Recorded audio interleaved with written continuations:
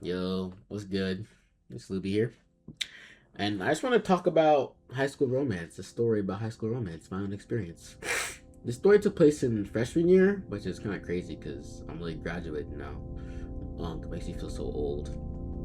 But the story was with this one girl who was a grade under me. So, because I went to a private school, which was junior high and high school. So, she was in eighth grade and I was in ninth. And this girl was already kind of known, like in our grade, for like being kind of, I guess, passed around between relationships between these two dudes in my quote unquote friend group. And after she got out of that like scandal, that situation, I'm not gonna lie, I was trying to be Captain Save Her. I was trying to get to know her, talk her up a little bit, and you might think I'm L Mans for that, but those dudes, I guess they're my friends, but I only talk to them because I didn't want to be alone. They literally called me the hard R every single day, and they're all white kids, and I'm black, obviously. But that's not the point. So I first started talking to this girl.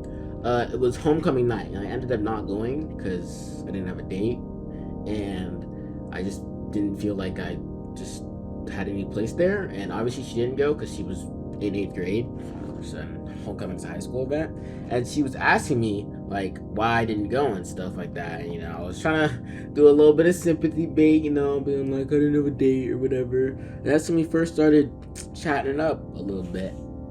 On Snapchat, so we were snapping and stuff. I was young, obviously. We were on Snapchat in those days. But this is when, and that was just like a little bit of a prelude, like before, like the story really starts. So there was this event at our school. It's called Reverse Powder Puff, where the dudes play volleyball and girls cheer because we didn't have a male volleyball team.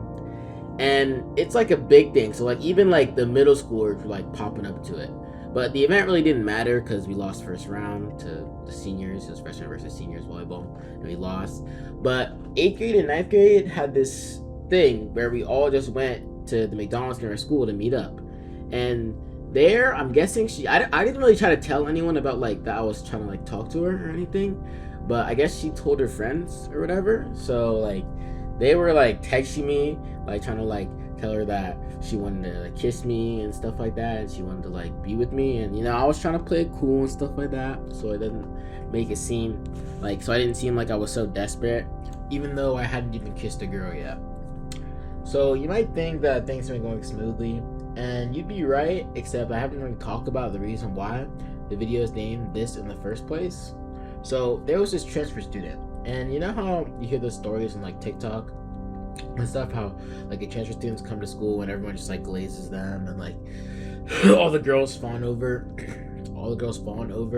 them and stuff like that. Well, this is really true, especially in my case. So he was this football player, and he was like really tall, really like he was really like I hate to say this, but he was really like a stereotypical jock. And so during this whole entire time, he was in eighth grade. He was with us, and he was trying to like throw some shade at me, like make jokes about me and stuff. And I was just trying to ignore him because I had a mission. I was on a mission. And so after like all the time we spent at McDonald's, our entire group decided to go back to school, and we decided to all hang out at the field near our school, the soccer field near our school, and sit by the bleachers. So I ended up sitting next to the girl that I liked and her friends, and the transfer student, and he was with his like little posse, and they were like looking at me and snickering, and I was just ignoring it because like I didn't really care about like whatever stupid stuff they had to say.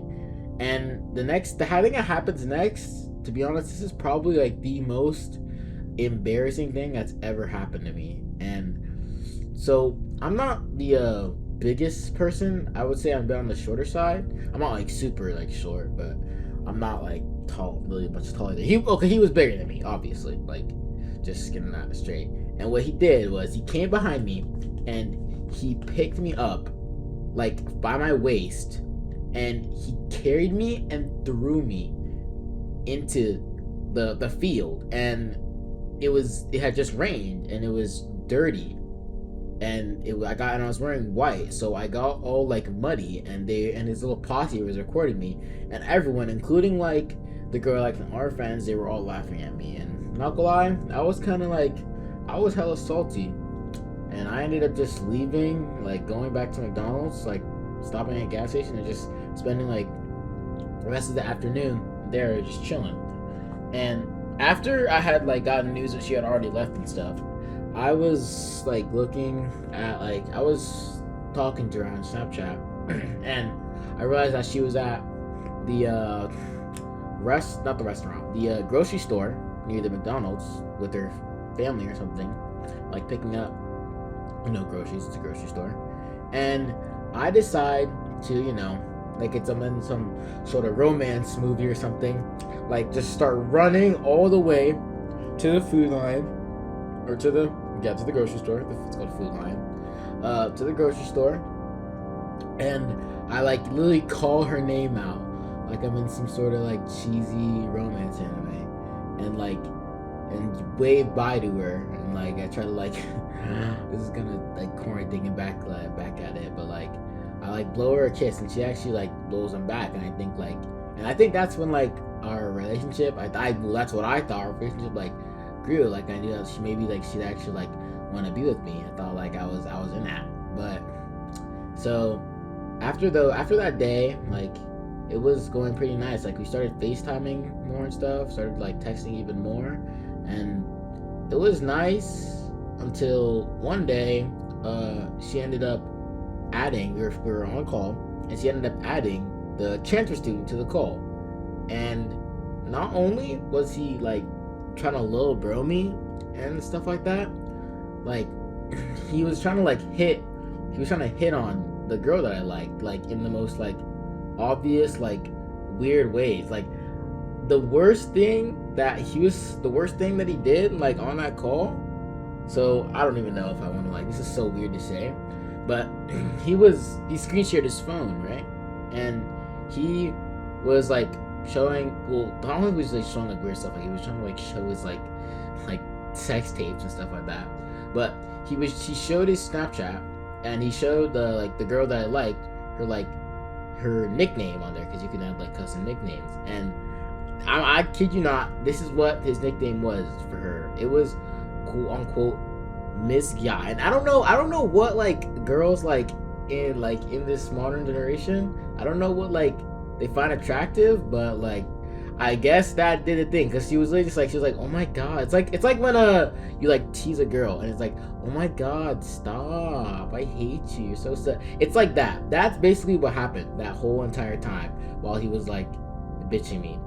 But something good did come out of this call. We actually made some plans to have a hangout at her place with her, the transfer student, and her friend. So I was thinking like, I'm gonna get a little ISO, like her friend's gonna be able to ISO for me, and maybe I can, make some shit. Maybe not, I'm not getting my hopes like too up or nothing like weird, but maybe I actually be able to talk to her and not like be annoyed by this like jackass the entire time. But what ends up happening is that my parents, selling, they say they cancel plans. They say like I can't go, and I end up having to cancel on them. And she seems like really sad that I can't go.